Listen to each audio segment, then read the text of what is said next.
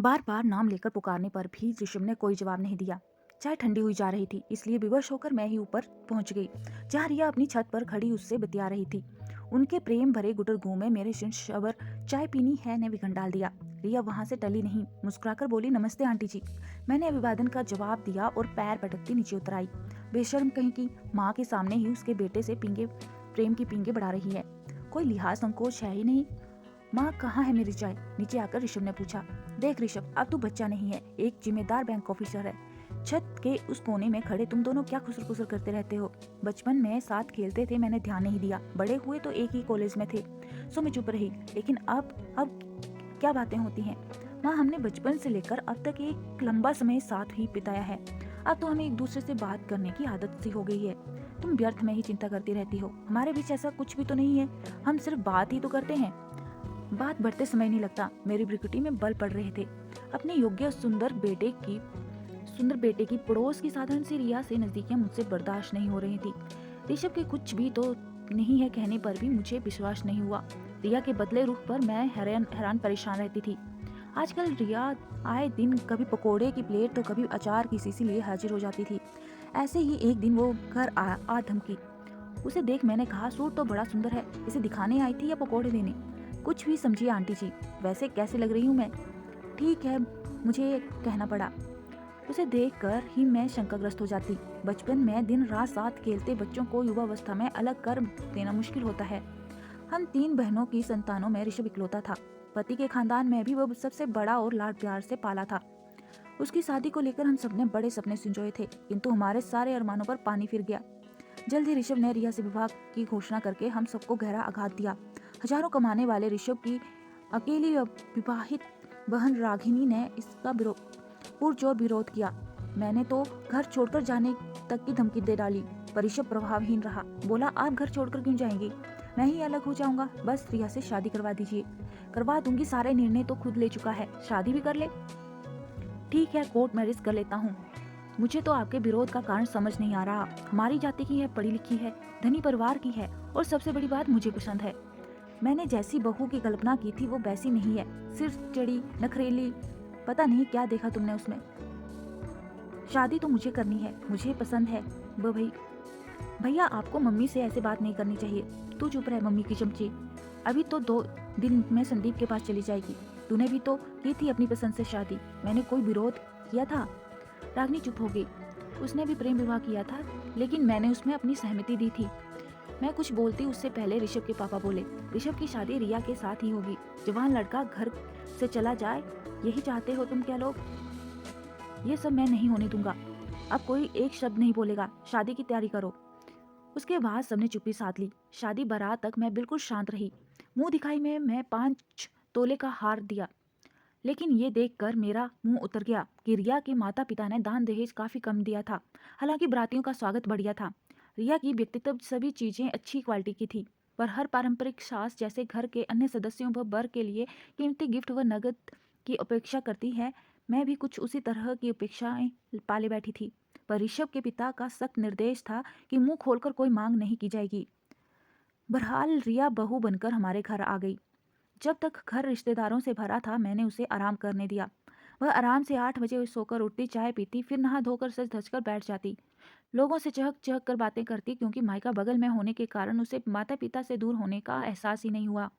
11-12 बजे तक अपने कमरे में चली जाती और घंटों सोती रहती, केवल खाने व चाय के लिए बाहर निकलती। सुबह शाम उसके भतीजे भतीजी डिब्बा लिए हाजिर रहते। मम्मी ने दिया है, बुआ को बहुत पसंद है, दादी ने फूफा जी के लिए भेजा है। अब डिब्बों के स्वादिष्ट व्यंजनों से मुझे परहेज नहीं था, लेकिन फूफा बुआ मात्र की भावना चुप जाती। जिस दिन ऋषभ रिया नैनीताल जा रहे थे, रिया ने आकर मुझसे कहा, आप परेशान मत होइए, मेरी मम्मी ने रास्ते के लिए खाना बना दिया है। वे दोनों हनीमून रवाना हो गए। रिश्तेदार भी जा चुके थे। रागिनी ने जाने से पहले मुझसे कहा, वहां से लौटकर आए तो भाभी से खाना बनवाना शुरू करवा दीजिए, वरना जिंदगी भर आप उसे बिठाकर खिलाती रहेंगी।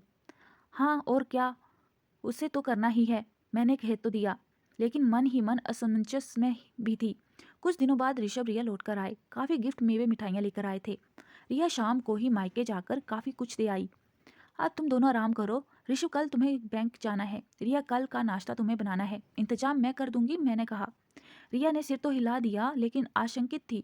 दूसरे दिन नाइटी उतार सूट पहनने और ब्रश करने में ही उसे अच्छा खासा समय लगा दिया था। फिर जिस मंथर गति से वह पराठा सेकने लगी, लगा कि आज ऋषभ ऑफिस ही नहीं जा पाएगा। हार कर मुझे ही सब्जी छोंकनी पड़ी। रसोई में काम करते हुए मैं उसे फुर्ती से काम करने की सलाह देती रही, जैसे वह अनमनी भाव से सुनती रही।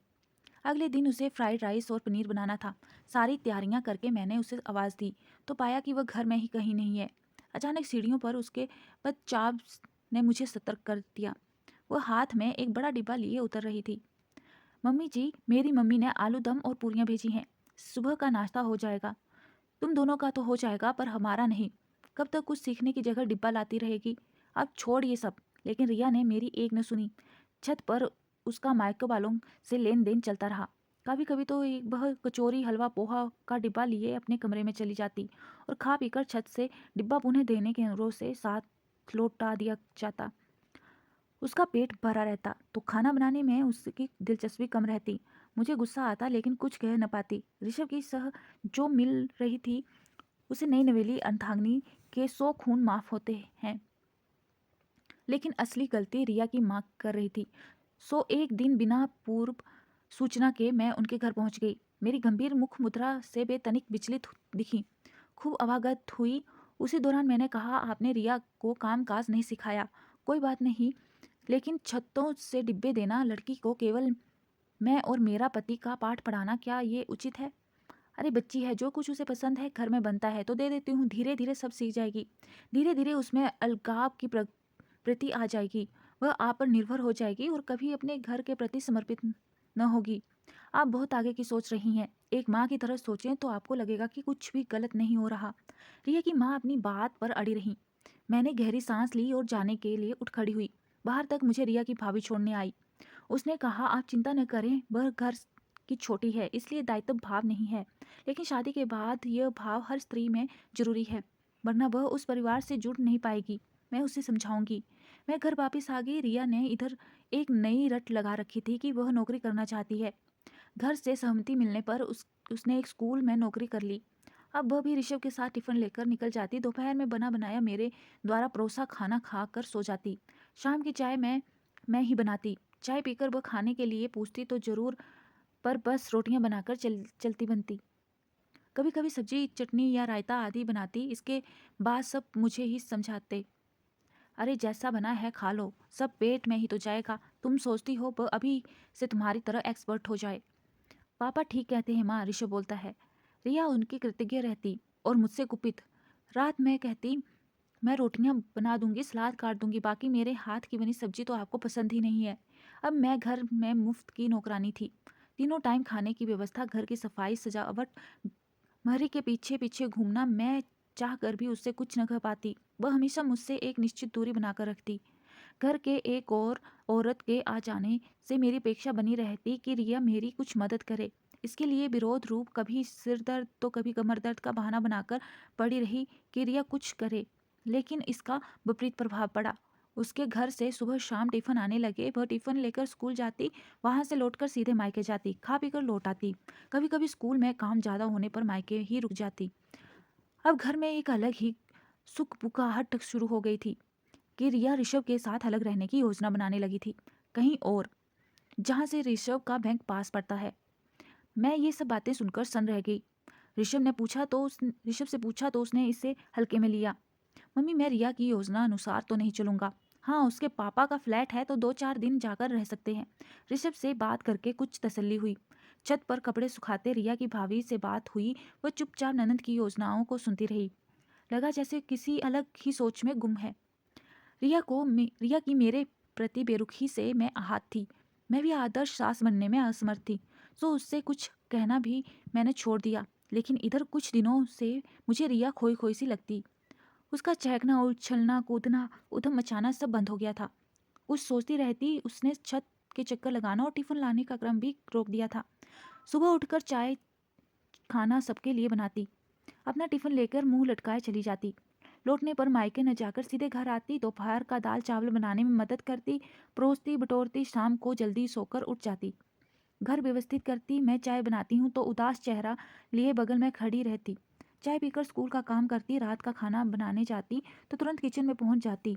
आप आराम करें, मैं खाना बना लेती हूँ। जैसा तुम्हारी इच्छा। मैं उल्टे पाँव लौटाती। वह मसाला पीसती, भर कस भरसक स्वादिष्ट सब्जी बनाने का प्रयास करती, पतली रोटियां सेकती, कोई मीठा जरूर बनाती। इस दौरान बराबर मेरा मुंह ताकती रहती कि मेरी प्रतिक्रिया क्या है। मैं उसमें सकारात्मक परिवर्तन से आश्चर्यचकित थी।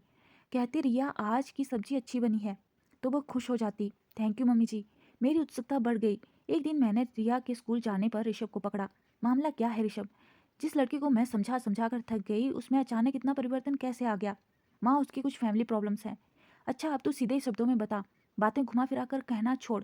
उसकी भाभी जो सब काम धाम करती थी और भैया जो एकमात्र कमाने वाला मेंबर है, उन लोगों ने अलग रहने का निर्णय ले लिया है। रिया कुछ समझाने की कोशिश करती है तो भाभी हत्थे से उखड़ जाती है कि तुम अपने ससुराल में क्या कर रही हो, जो मैं यहाँ मरती रहूं? रिया की माँ दिन रात रोती रहती, इसलिए वह बहुत परेशान रहती है। रिया ने कुछ चर्चा करने से मना किया है। वह ये सब सोच सोच कर हलकान है कि उसके माँ बाप कैसे अकेले रहेंगे, घर का खर्च कैसे चलेगा, रात में वह ठीक से सो नहीं पाती। ओह, ये बात है। मेरे मन में भी बहुत सारी बातें उठी, लेकिन मैं चुप रही।